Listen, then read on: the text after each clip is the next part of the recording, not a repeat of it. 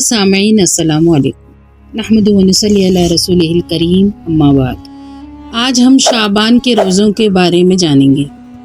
سنن نسائی میں 2359 حدیث ہے۔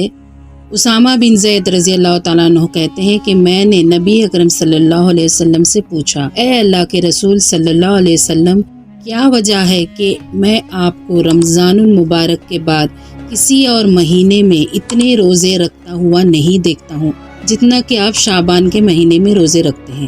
آپ صلی اللہ علیہ وسلم نے فرمایا، یہ جو مہینہ ہے جو کہ رجب اور رمضان کے درمیان کا مہینہ ہے یعنی شعبان، یہ ایسا مہینہ ہے کہ اکثر لوگ اس کی فضیلت سے غافل ہیں، جبکہ یہ ایسا مہینہ ہے کہ جس میں اعمال اللہ کے حضور پیش کیے جاتے ہیں، اور میں کثرت سے روزہ اس لیے رکھتا ہوں کہ میری یہ خواہش ہے کہ جب اللہ کے سامنے شعبان کے مہینے میں میرا نام اعمال پیش ہو تو میں روزے کی حالت میں ہوں۔ ایسے تو نام اعمال ہر روز بھی پیش کیے جاتے ہیں، جو کہ بخاری مسلم کی ایک حدیث سے ثابت ہے۔ اسی طرح مشکات میں 2056 حدیث نمبر میں آپ صلی اللہ علیہ وسلم ہر پیر اور جمعرات کا روزہ رکھا کرتے تھے۔ پوچھا گیا کیوں رکھتے ہیں تو فرمایا، ہر پیر اور جمعرات کو اعمال اللہ کے حضور پیش کیے جاتے ہیں، اور میری خواہش ہے کہ جب اعمال اللہ کے حضور پیش ہوں تو میں روزے کی حالت میں رہوں۔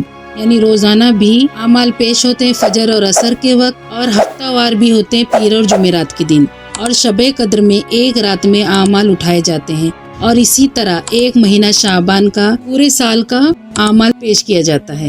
اس حدیث کے تحت جو بخاری اور مسلم میں ہے اور مشکات میں 2036 حدیث، عائشہ صدیقہ رضی اللہ تعالیٰ عنہ کہتی ہیں کہ میں نے رمضان المبارک کے علاوہ آپ صلی اللہ علیہ وسلم کو کسی اور مہینے میں اتنے روزے رکھتے نہیں دیکھے جتنا کہ آپ شعبان کے مہینے میں کثرت سے روزہ رکھتے تھے۔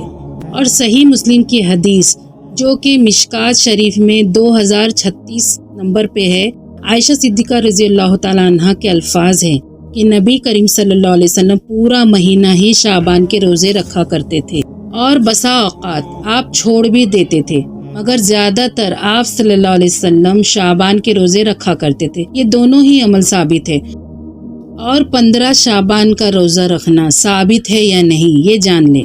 شب برات کی رات سے نہ ملائے، وہ رات ہے، یہ دن کا روزہ ہے، یہ دونوں باتیں الگ الگ ہیں۔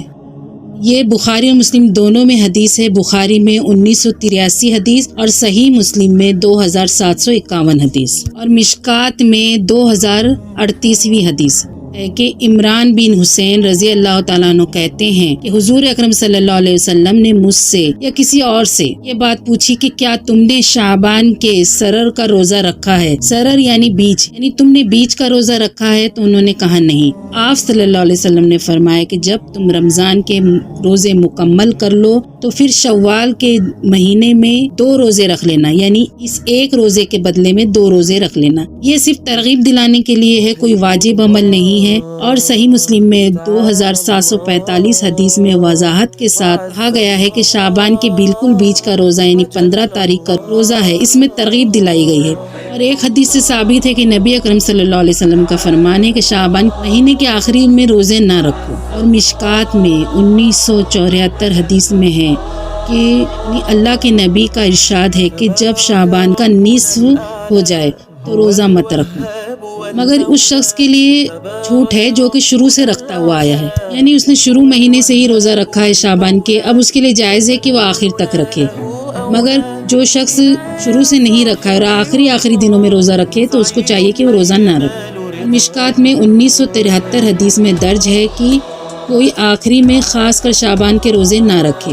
اب تو یہ ظاہر ہے کہ ایام 20 کے روزے 13، 14، 15 یہ تو ہر مہینے میں سنت ہے، اور جبکہ 15 شعبان کا روزہ بھی یہی ہے، اور یہ روزہ رکھنا سنت ہے۔ صرف رمضان کا ہی روزہ جو ہے وہ فرض ہے، اور پھر 15 شعبان کا روزہ بھی ایام 20 میں ہی آتا ہے۔ تو یہ تو حدیث سے ثابت ہے کہ ایام 20 کے روزے سنت۔ الحمدللہ ہم نے شعبان کے روزے کی سنت کے بارے میں کافی کچھ جان لیا۔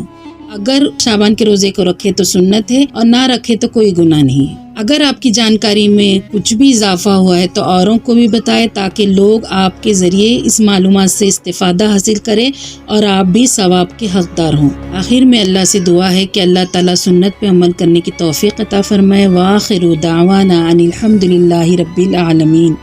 السلام علیکم ورحمۃ اللہ وبرکاتہ۔